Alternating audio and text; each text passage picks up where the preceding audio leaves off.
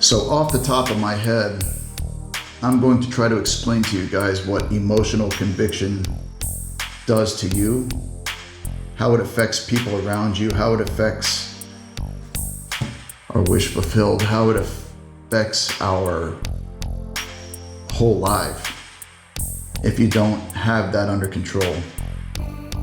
Now, I don't think any of us are perfect in that department. Not one of us. I know these spiritual types out there want to assume that they're pretty and wonderful and beautiful inside all the time, but it's simply not true. We all have turmoil. Anybody who's even a master manifester has inner turmoil. You know, they are modern day alchemists, right? Alchemy of the body. Now, how does those emotional convictions affect it? Let's just say first we talk about how it affects us. You know, we wake up in the morning, and I think mornings are probably the worst for the modern day human, right? Especially Monday morning, right?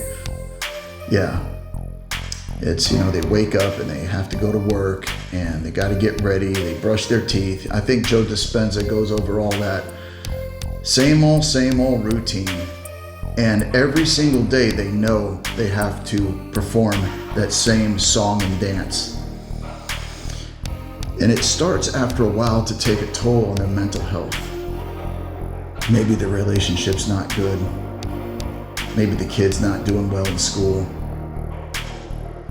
You know, how do you get out of those ruts and then you're going every day, the same time, to the same job, around the same people that you don't like being around? Probably very simple people, right? Well, those people are probably doing the same thing you're doing. And you would think, is everybody else just as unhappy as I am? You kind of wish they were and wish somebody would relate to you. But it doesn't seem that way. It seems like you're the only one. Everything that we go through, every little idiosyncratic motion, every little situation, and all our little reactions are a manifest of our emotional conviction. How do you put yourself into a state of absolute gratitude for everything you have, even though you hate it in that moment? It's like you almost feel like it's almost pointless and you just keep going. What is the realistic way? The action way, because we have the spiritual and we have the mental. But which action is it?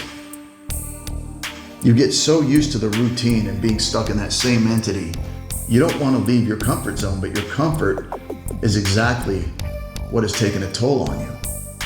And it also affects the way you treat other people. As you can see, some of you that still follow my page, just 15 subscribers, but I tend to get about 100 views on these videos, so hey. And is being kind to others. I know it's not always easy. I get that. But it's not their fault. The situation that you're in is of your doing. If your subconscious mind is telling you, I want to see something different, I want something different in my life, then you need to listen to it. That is the voice of God. If something is telling you that you're meant to do better than this, even if it's just a little bit better. Different job, maybe you lose a little bit of money per hour, but you're going to be happier to have a different atmosphere, something that's going to challenge you again. Because I really don't think you manifest anything without challenge. And they don't talk about the dark side of manifestation. A lot of them don't. A lot of them do. And for instance, my story of trying to get to Europe and wanting a beautiful girlfriend who loves me for myself, for who I am, and I could start a life with and be happy, right? When I poked outside, I was in my normal job, but I said to myself, and the job was getting kind of monotonous, almost thankless. And I was like, okay, look, pick up those books on Buddhism and read them. Take care of yourself. Take care of your mental health. First thing, John, take care of your mental health. It's number one. I don't care if you don't have to go to a psychologist, at least educate yourself. Read some Dalai Lama, read something. And once I got into that, I started noticing a transformation inside. And then The Secret came along, right? Now, The Secret was just pretty much a how to manifest in a vacuum, right? But you know what? It all resonated with everything that I was studying. And I started seeing the transformation when I started being kinder to people, help letting them cross the street, stop in my car, being nice, being kind, being understanding. And if somebody was being a little bit chaotic with me, because my channel is Chaotic Manifestations, I understand chaos pretty well. I would listen and I would stay calm, even if it felt like they were a little bit too confrontational.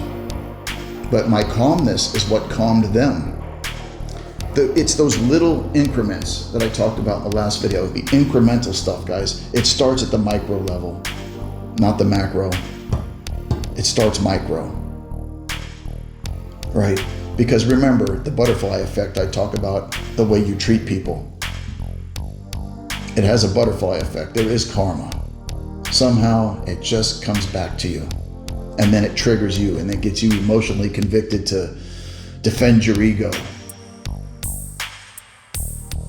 Your ego is the one thing that self-sabotages. It's a self-sabotaging mechanism.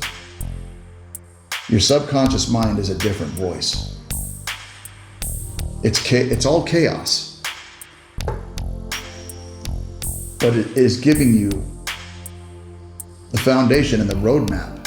Hey, I would rather be doing this. You should be doing this. It talks to you. It talks to you. So your conscious mind is connected to it. And so you need to get those congruent. However you may, whether it's meditation, whether it's just reading books, something will just light you up and provide you with an epiphany and be like, yeah, right on. You know what? I'm going to do this today. The placebo effect, the fake it till you make it type of thing. I think being this way is going to do good. When you do good, your heart will always follow, even if you don't feel it immediately. I think we're all inherently good.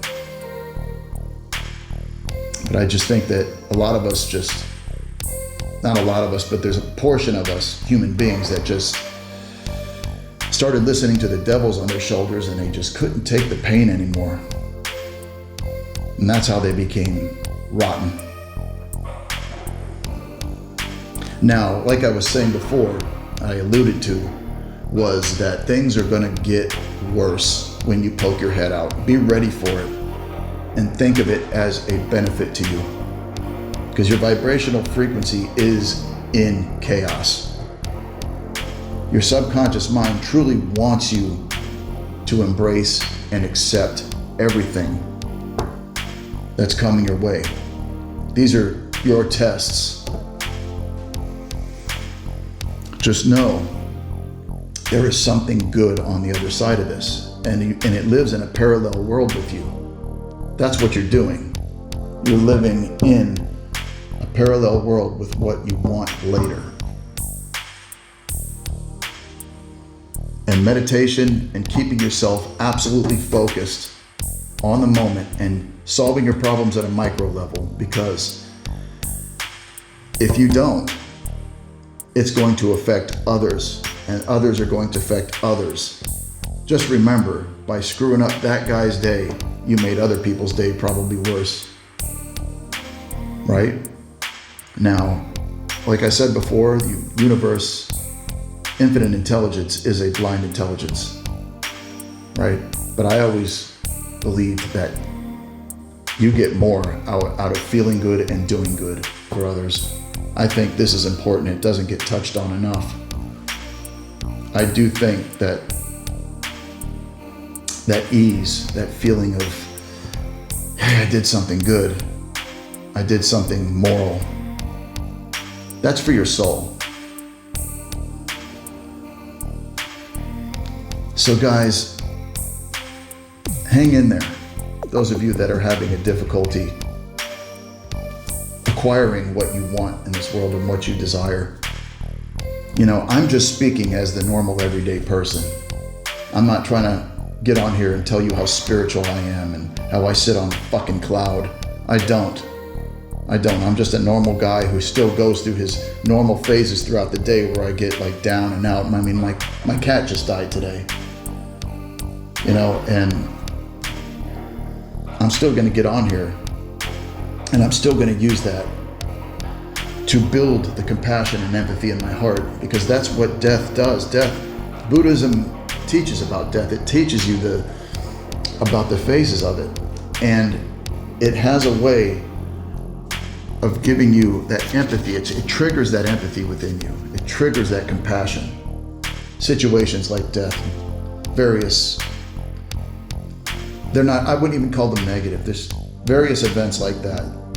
It gives you a conviction of some kind. And be like, you know what? I've had my father's death push me into doing what I love to do. I used it as fuel. So anything negative that happens to you, the emotional conviction from it is going to be the fuel that provides you with the wish fulfilled and the future that you desire. And you need to live it now. Guys, you got this. I hope everybody's okay out there. I'm the kind of guy that if you're hurting, I don't care if you're a stranger, I'll talk to you. Sometimes I need my friends too. Have a good day, y'all. And I hope a lot of people watch this and follow all the way through without swiping away. I really enjoy talking about these things. Have a great day, guys. Love you.